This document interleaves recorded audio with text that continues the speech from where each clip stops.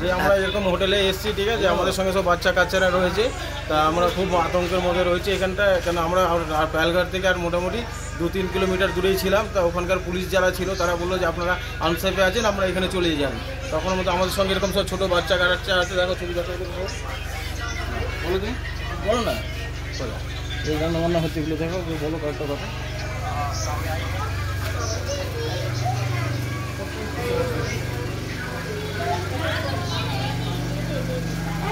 সারাদিন আমরা হোটেলেই বসে কোথাও বেড়াবার সুযোগ পাইনি, বেড়াতে পারিনি। বাচ্চারা তো বুঝতে পারছে না ব্যাপারটা কি, ওরা আনন্দের মধ্যেই আছে, খেলাধুলা করছে, বেড়াতে পারিনি কোথাও, হোটেলের মধ্যে সবাই বসে আছি আজকে।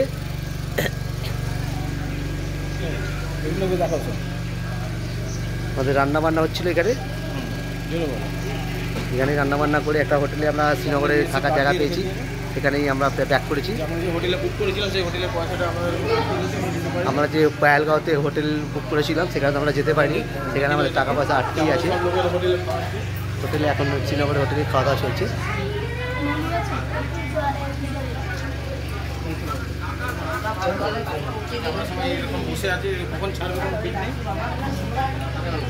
জানি না আমরা এখান থেকে কখন বেড়াতে পারবো, বেরিয়ে অন্য জায়গায় যাওয়ার চেষ্টা করবো।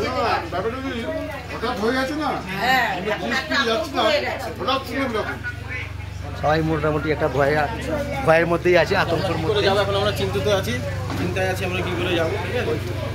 এইসব আমাদের সব বাচ্চা কাচ্চার লোকেরা বসে আছে জায়গাতে,